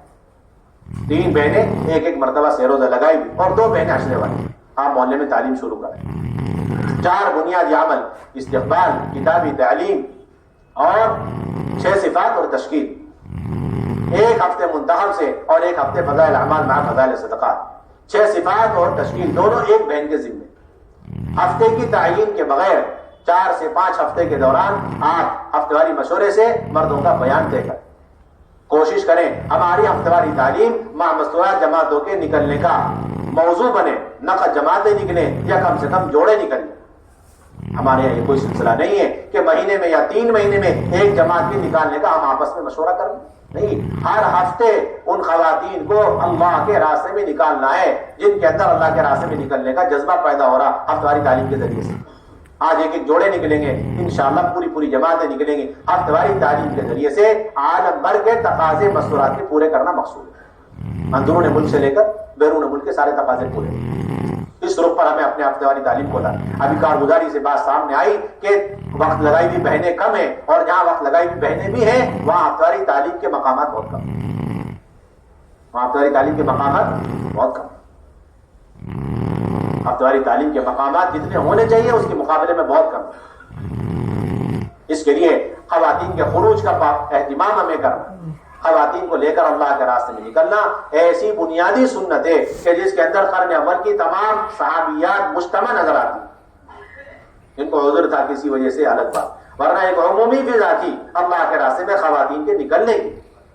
حضرت عائشہ رضی اللہ تعالیٰ عنہ خود فرماتی ہے کان نبی صلی اللہ علیہ وسلم اذا اراد سفرا اقرع بین نسائی، کہ آپ صلی اللہ علیہ وسلم جب سفر کا ارادہ فرما دے ازواج مطہرات کے درمیان قرعہ ڈال دے، اور جن کے نام قرعہ نکلتا انہیں اپنے ساتھ لے جاتے، کبھی ایک زوجہ محترمہ کو لے جا رہے، کبھی دو کو، اور کبھی ایک سفر ایسا کہ اس میں تمام ازواج مطہرات کو اللہ کے نبی ساتھ ملے، وہاں تو تشکیل کی نوبت نہیں آتی۔ روایت میں آتا ہے کہ آپ صلی اللہ علیہ وسلم خیبر تشریف لے جا رہے، بنو غفار کی عورتیں اکٹھی ہو کر کے آ گئی اور درخواست کرنے لگی یا رسول اللہ صلی اللہ علیہ وسلم آپ ہمیں بھی اجازت مرحمت فرمائے، ہم بھی آپ کے ساتھ چلنے کو تیار۔ آپ نے بہت خوشی سے اور بڑی خندہ پیشانی سے ان کو نکلنے کی اجازت دی۔ ام عطیہ انصاریہ رضی اللہ تعالی عنہ کہتی ہیں، ام سلیم رضی اللہ تعالی عنہ کی روایت ہے، انصار کی خواتین کی تقاضے والی ایک جماعت مستقل تیار رہتی تھی، جب جب اللہ کے نبی صلی اللہ علیہ وسلم سفر میں جاتے انہیں اشارہ فرماتے اور وہ انصار کی خواتین اللہ کے نبی کے ساتھ اہتمام سے اللہ کے راستے میں نکلا۔ یہی وجہ کہ بعض خواتین ایسی تھی جو مسلسل اللہ کے نبی کے ساتھ سفروں میں نکلی۔ ام عطیہ فرماتی ہیں رضی اللہ تعالی عنہ کہ میں حضور صلی اللہ علیہ وسلم کے ہمراہ 7 غزوات میں شریک رہی۔ کتنے غزوات؟ 7 غزوات میں شریک۔ آپ صلی اللہ علیہ وسلم نے اس امت کے اندر جو نفر اور خروج کی بنیاد ڈالی، اس کے اندر مستورات اور مرد ان دونوں طبقے میں کوئی فرق نہیں فرمایا۔ یہ بہت بڑا مغالطہ اور بڑی غلط فہمی ہے کہ ہم دعوت کی اس ذمہ داری میں اور اس کے اعمال کے اندر، چاہے ہجرت ہو، نصرت ہو اور جان و مال کی قربانی دینی ہو، ان سارے اعمال کے اندر ہم ابھی تک خواتین کو مردوں سے نیچے درجے میں اور دوسرے تیسرے درجے میں رکھنا چاہتے ہیں۔ سیرت کے بالکل سراسر خلاف۔ اللہ رب العزت نے ہر ایمان والی پر یہ فریضہ ڈالا ہے، والمؤمنون والمؤمنات بعضهم اولیاء بعض یأمرون بالمعروف وینہون عن المنکر۔ ہر ایمان والی کی ذمہ داری، ہر ایمان والی مکلف، یہ اللہ تعالیٰ کی طرف سے ہر ایک کے ذمے جتنی روایتیں ہیں، جتنے نصوص ہیں، اس کے اندر دعوت کے فریضے میں ان دونوں طبقوں میں کوئی فرق نہیں ملتا، ان دونوں طبقوں میں کوئی فرق نہیں ملتا، دونوں کی بنیادی ذمہ داری۔ جس طریقے سے مردوں کے ایمان میں تکمیل کے لیے امر بالمعروف نہی عن المنکر کو بڑا دخل ہے، اسی طریقے سے خواتین کے ایمانیات کی تکمیل میں بھی امر بالمعروف نہی عن المنکر کو بنیادی طور پر دخل ہے۔ کوئی ایمان والی اپنے اعمال کے اندر کامل اور اپنے ایمان میں کامل نہیں ہو سکتی جب تک کہ اس کی زندگی میں یہ فریضہ نہ ہو۔ یہ اصل بنیادی بات۔ آپ صلی اللہ علیہ وسلم نے اس امت کے اندر جو سب سے پہلی جماعت روانہ فرمائی اس میں بھی خواتین گئی، دوسری جماعت اس میں بھی 17 خواتین گئی اور ملکوں میں گئی اور لمبے زمانے کے لیے گئی، اور جب مدینے کا سلسلہ شروع ہوا تو ساری خواتین ہجرت کر کے مکے سے مدینے گئی، اور پھر مدینے سے جب خروج کا اور نفر کا عمومی سلسلہ قائم ہوا تو خاندان کے خاندان اللہ کے راستے میں نکلے، 100 150 200 اس میں 10 10 20 20 خواتین اکٹھی ایک ایک خاندان کے ساتھ نکلا کرتی۔ عام معمول بن گیا صدیقی اور فاروقی دور میں پہنچتے پہنچتے کہ 2 سال تک خواتین اللہ کے راستے میں وقت لگا کر آتی۔ حضرت اسماء رضی اللہ تعالی عنہ حضرت زبیر کے ساتھ، حضرت زبیر رضی اللہ تعالی عنہ کے ساتھ 2 سال 2.5 سال اللہ کے راستے میں وقت لگا کر واپس۔ تو لمبے زمانے کے لیے نکلنا، بار بار نکلنا، تقاضوں پر نکلنا، ملکوں میں نکلنا اور شہادت کے جذبے کے ساتھ نکلنا اور نکل کر خواتین کا ملکوں میں قبریں بنا لینا، یہ ہمارے کام کا موضوع ہے، خلاصہ ہے۔ یہ تو بہت ہی کم تر اور بہت ہی معمولی درجے کی چیز ہے۔ تیسرے مہینے کا سہ روزہ، سال کا عشرہ 3 سال میں ایک مرتبہ چلا، اسے تو جتنا حقیر، جتنا معمولی، جتنا کمتر سمجھ کر حسرتوں اور اندر سے ندامت کے ساتھ لگا دے اتنا کم ہے۔ ایک طبقہ ہوا ہے اسی پر قناعت کر کے بیٹھ گئے۔ تیسرے مہینے کا سہ روزہ لگ گیا، سال کا عشرہ 3 سال میں ایک مرتبہ چلا۔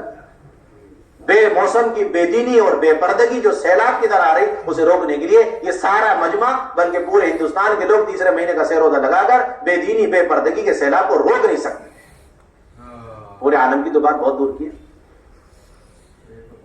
اس لیے ہمیں 2 بنیادوں پر آنا ہے، ایک ادنا درجہ سمجھ کر کے اور آخری درجے کا فریضہ سمجھ کر کہ ہر تیسرے مہینے کا سہ روزہ لگتا رہے پابندی کے، سال کا عشرہ لگتا رہے پابندی کے ساتھ، ہر ایک کے ذمے تیسرے سال کا اہتمام کے ساتھ چلنا اور بیرون 2 مہینے لگانا، اور اس کے ساتھ ساتھ جب جب تقاضا پیدا ہو جائے، نظام الدین سے بتایا جائے، اپنے علاقے کے، اپنے صوبے کے، اپنے گاؤں دیہات کے تقاضے آ جائیں، فوراً نقد مستورات کی جماعت سہ روزہ کی بنائی جائے، فوراً روانہ کیے جائے، فوراً عشرے کی جماعت بنائے، اللہ کے راستے میں فوراً چلے کی جماعتیں بنے، 2 ماہ بیرون کی جماعتیں بنائی جائے، اللہ کے راستے میں روانہ کیے جائے۔ ہر ضلع کے اندر، ہر قصبے کے اندر ایسے 10 20 50 جوڑے تیار کیے جائیں جو کبھی کسی موقع پر بھی تقاضا آ جائے اللہ کے راستے میں نکلنے کے لیے تیار ہو، کبھی بھی سہ روزہ کی جماعت کینسل نہ ہو، کبھی بھی عشرے کی جماعتیں منسوخ نہ ہو، کبھی چلے کی جماعت اس وجہ سے نہ روکی جائے کہ لے جانے والا کوئی نہیں بھائی، ہماری بنیادی ذمہ داری مسجد کے مشورے سے لے کر کے ہفتہ واری مشوروں کے اندر مستورات کے کام اور مردوں کے کام کے مشورے اور ان کے امور برابر سوچے جانے چاہیے۔ ہمارا وہ مشورہ ہی ناقص ہے جس کے اندر مشورات کے عنوانات نہ آتے ہوں اور مشورات کی فکریں نہ ہوتی ہوں، کام ہی ہمارا ناقص ہے۔ اگر مشورہ مشورات کے بارے میں نہ ہو، کارگزاریاں مشورات کے بارے میں نہ آئے، ہمارا کام ہی ادھورا ناقص ہے۔ اتنا اہتمام مولانا یوسف رحمۃ اللہ علیہ کے عنوانات کو پڑھنے سے سمجھ میں آتا ہے کہ سارے عنوانات کے اندر خواتین کے مستقل عنوانات قائم ہیں۔ اللہ کے راستے میں جہاد کا عنوان ہے مردوں کے لیے تو خواتین کے لیے، ہجرت کا عنوان مردوں کے لیے خواتین کے لیے، نصرت کا عنوان مردوں کے لیے خواتین کے لیے، دعوت کا عنوان مردوں کے لیے خواتین کے لیے۔ آپ اندازہ لگیں ان سارے واقعات کو حضرت مولانا یوسف رحمۃ اللہ علیہ نے حیات الصحابہ میں جمع صرف تاریخی باتیں اور اس میں معلومات میں اضافے کے لیے قطعا نہیں بلکہ آج کی زمانے سے لے کر قیامت تک آنے والی عورتوں کو دعوت اللہ، امر بالمعروف، نہی عن المنکر، ہجرت نصرت کے اعتبار سے اس معیار پر لانا چاہتے ہیں حضرت جی مولانا یوسف رحمۃ اللہ علیہ، جس معیار پر آپ صلی اللہ علیہ وسلم قرن اول میں خواتین کو چھوڑ کر گئے۔ ذرا سا بھی غور کریں ان عنوانات پہ، اسی بات سمجھ میں آ سکتی ہے۔ اس لیے ہماری تو اجتماعی بنیادی ذمہ داری اہتمام کرنا اللہ کے راستے میں مع مسورات خواتین کو لے کر نکلنی، اور ایک بنیادی ذمہ داری ایک ایک گھر کے اندر مع مسورات جماعت کا قیام ہو جاوے۔ ہمارے یہاں گھروں کے اندر قیام کے لیے سوائے پردے کی کسی چیز کی شرط نہیں، اسے جلدی سے جلد تیار کیا جائے، ٹھوڑیوں میں ہاتھ ڈال کے خوشامدیں کر کے گھروں کے اندر جماعت کے ٹھہرنے کے فوائد اسے سمجھا کر اندر سے آمادہ کر کے اور اس کے گھر میں جماعت ٹھہرانے کی کوشش کریں۔ چلے میں جانے والی جماعتیں، عشرے میں جانے والی جماعت میں پہلے درجے میں کوشش کریں، اور خصوصاً ایسے مکان میں سب سے پہلے ٹھہریں جس کے اندر جماعت آج تک نہیں ٹھہری، اس لیے کہ یا تو مکانات کے اندر بے دینی ہے یا پھر دعوت کا کام نہیں ہے۔ بے دین گھر ہے تو وہاں دین داخل ہو جائے، اور جو دیندار مکانات ہیں وہاں دعوت اور دعوت کی فکریں داخل ہو جائیں، اس غرض سے ہر گھر میں جماعت داخل ہے۔ ہاں اتنی بات ضرور ہے کہ سب سے پہلے کون سے مکانات میں قیام ہو، تو اس میں آسان بات یہ فیصلہ کرنے کے لیے آپ یہ دیکھیں آپ کے محلے کے اندر وہ مکانات جو پورے محلے کے اندر بے دینی پھیلنے کے اور بے پردگی کا عام ہونے کا اڈے بنے ہوئے ہیں، آپ سب سے پہلے ان مکانات میں جمع ٹھہراؤ، یہ آپ کی پہلی بنیادی ذمہ داری۔ حادثہ پیش آ جائے، 3 آدمی اس حادثے کے شکار ہو جائیں، ایک آدمی کی تھوڑی سی چوٹ آ جائے، دوسرا آدمی کی زیادہ چوٹ آ جائے، تیسرا آدمی سکرات کے عالم میں، آپ بتاؤ ایک ڈاکٹر ہو تو سب سے پہلے علاج کہاں سے شروع کرے؟ ایسے ہی آپ کے محلے کے اندر جماعت آ جاوے عشرے کی اور چلے کی، اس میں 100 مکانات کے اندر سے 10-50 مکان کے اندر اعلیٰ درجے پر کلمہ، نماز اور پردہ، سنت، شریعت، فرائض، اور بعض مکانات کے اندر کسی حد درجے میں دعوت، عبادت اور اعمال چل رہے ہیں، لیکن بعض مکانات ایسے وہاں ایمان کی ایک بھی نشانی نہیں، کفر کے 100 علامتیں، اس گھر کے چھوٹے بڑے مرد اور سارے کے سارے مل کر باطل کے پھیلنے اور باطل کا اعلی کار بنے، سب سے پہلے آپ اس گھر میں جمع ٹھہراؤ، آپ سب کی اجتماعی ذمہ داری، ورنہ آپ اپنے گھر، اپنے بچوں، اپنی خواتین، اپنے نسلوں کو بے دینی سے بچا نہیں سکتے۔ ایک ایک گھر کے اندر بے دینی اور باطل کو ختم کر کے فرائض کو اور سنتوں کو اور دعوت کو قائم کرنے کا بنیادی طریقہ ہے ہر گھر کے اندر جماعت کا قیام. ایک ایک محلے میں اتنا قیام ہو جائے جتنی ضرورت، حسب ضرورت ایک ایک محلے میں قیام کروا. اسی طریقے سے مسورات جماعت کے اندر اور ان تقاضوں کو پورا کرنا، عالم کے تقاضے، اندرون ملک کے تقاضے پورا کرنے کے لیے ہمیں اہتمام کرنا، 6 ماہی جوڑ کا اہتمام کرنا، جس کے اندر 3 بار سے روزہ لگائی ہوئی خواتین، عشرے لگائی ہوئی، چلہ لگائی ہوئی اور بیرون 2 مہینے لگائی ہوئی اور نظام الدین نصرت میں وقت لگائی ہوئی. یہ 5 قسم کی خواتین کا جوڑ، 30-40 جوڑے اکٹھے کرنے. اور مردوں کا اس میں شرکت انتہائی ضروری، کیونکہ جماعت بندی ہونی، قواعد کے پرچے لکھنے، اس کے اندر مردوں کی شرکت انتہائی ضروری. اور اس جوڑ سے شروع ہونے سے پہلے منتخب احادیث تعلیم مردوں میں الگ ہو، مسورات میں مستقل ہو، اللہ کے راستے میں نکلنے کے فضائل اور آداب کی تعلیم و اہتمام کے ساتھ. اور پہلی مجلس کے اندر اللہ کے راستے میں خواتین کے نکلنے کی اہمیت اور نہ نکلنے پر سخت ترین وعیدیں اہتمام کے ساتھ سنائی دیں. اللہ کے راستے میں نکلنے کا جو درجہ مرد ہوگا وہی درجہ اور وہی اہمیت خواتین کی ہے. نہ نکلنے پر جو وعیدیں مردوں کے لیے وہ خواتین کے لیے.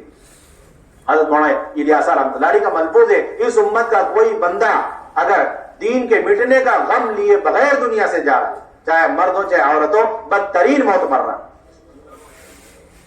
اور روسیا ہو کر کل قیامت میں اٹھایا جائے گا. حضور اکرم صلی اللہ علیہ وسلم کے سامنے منہ دکھانے کے قابل نہیں رہے، چاہے مرد ہو چاہے عورت ہو، چاہے مرد ہو چاہے عورت. اس امت کی مثال کشتی میں سوار لوگوں سے دی گئی. یہ نہیں کہا گیا اس امت کے مردوں کی مثال کشتی کے نہیں، یہ نہیں دیا. اس امت کے مرد عورت سب کی مثال جو اللہ کے حدود پر اور اعمال پر قائم ہے اور جو اللہ کے حدود اور قائم احکامات کو توڑے ہوئے مجموعے کی مثال دی گئی ہے. اس کی مثال دی گئی، اس امت کی مجموعے کی مثال دی گئی. ہر ایک کی ذمہ داری. اس لیے اہتمام کرنا پہلی مجلس کے اندر اللہ کے راستے میں نکلنے کے. صحابیات کے واقعات سنیں. کون سی صحابیہ 10 سال اللہ کے راستے میں نہیں، 7 سال رہی، 7 مرتبہ گئیں اور شہادت کے جذبے کے ساتھ گئیں. اور پھر ملکوں میں جا کر کن کن صحابیہ نے کہاں کہاں اپنی قبریں بنائی. اہتمام کے ساتھ یہ واقعات اگر ہم سناویں گے پہلی مجلس کے اندر تو ہماری خواتین کو اور ہمارے ساتھیوں کو ہمارے خروج کا اصل معیار کیا ہے اور منزل کیا سمجھ میں آئے، اور بڑے سے بڑے تقاضے اور قربانی کے لیے یہ سارا مجموعہ تیار ہو. یہ سارے واقعات حل مولانا یوسف رمضانی نے آیات الصحابہ کے پہلی جلد کے آخر میں جمع فرمائے تاکہ معیار قائم ہو، معیار سمجھ میں آئے خروج کا. ورنہ ہر ایک بہن تیسرے مہینے کا روزہ سال کا عشرہ لگا کر مطمئن ہو کے بیٹھی رہے گی اور اس کے گھر کے اندر بے دینی داخل ہوتی رہے گی، اسے احساس نہیں. اس کے محلے کے اندر بے دینی بے پردگی عام ہوتی چلی جائے گی، اسے ذرا بھی احساس نہیں ہوگا. یہ تو ایک ذمہ داری ہے، کوئی کورس نہیں ہے، کوئی نصاب نہیں جلدی سے روزہ عشرہ چلہ پورا کر کے ہم فارغ ہو کے بیٹھے. یہ تسلسل مطلوب ہے. اتنا کہ خواتین کی قبریں دنیا میں بنے، اندرون ملک میں قبریں بنے. یہ واقعہ سنانے پہلی مجلس کے اور پھر پورے عالم کے تقاضے بتائیں. کن ملکوں سے انگریزی جوڑوں کے تقاضے، عربی جوڑوں کے تقاضے اور کھلے خرچ کی جماعتوں کے تقاضے، اندرون ملک کے کیا کیا تقاضے، اور کچھ کارگزاری بھی سنائیں کہ اس وقت نقل و حرکت کی بنیاد پر امت کے اندر کی بے دینی اور ارتداد کتنی سامنے آئی ہے، اس کی کچھ کارگزاری اس پہلی مجلس میں آ جائے تاکہ سارے بھائیوں سارے بہنوں کے نقد اللہ کے راستے میں نکلنے کے جذبات بنے. اس کے بعد تشکیل کا اہتمام، 2 مہینہ چلہ عشرہ اور اس کے قواعد کے پرچے لکھے جائیں اہتمام کے ساتھ. اور دوسری مجلس کے اندر مقامی کام اہتمام کے ساتھ سمجھیں. اللہ کے راستے میں نکلنا ترتیب کے ساتھ اور تقاضوں پر نکلنا، دونوں باتیں قوت کے ساتھ ان کے اس مجمع میں رکھیں. اور گھر کی تعلیم کا اہتمام، ہفتہ واری تعلیم اور اس کے بڑھانے کی فکر، اور 100% ایک ایک گھر کے اندر مسورات جماعت کے قیام کرانے کی فکر. یہ ہماری 2 مجلسوں کا خلاصہ ہے. اگر کہیں صرف روزہ 3 بار لگائی ہوئی خواتین کی تعداد ہے 30-40 کے قریب، وہ عشرے والی چلے والی نہیں ہے، تو ان کا جوڑ ختم نہیں کرنا، ان کا جوڑ مستقل کرنا تاکہ وہ سب کے سب عشرے میں نکل جائیں. اگر کہیں صرف روزہ عشرے والی ہے تو ان کا جوڑ کریں تاکہ ان سب کی تشکیل چلے کے لیے ہو. یہ اصل بنیاد کریں گے بھائی انشاءاللہ. اللہ تعالیٰ قبول فرمائے. سبحان اللہ.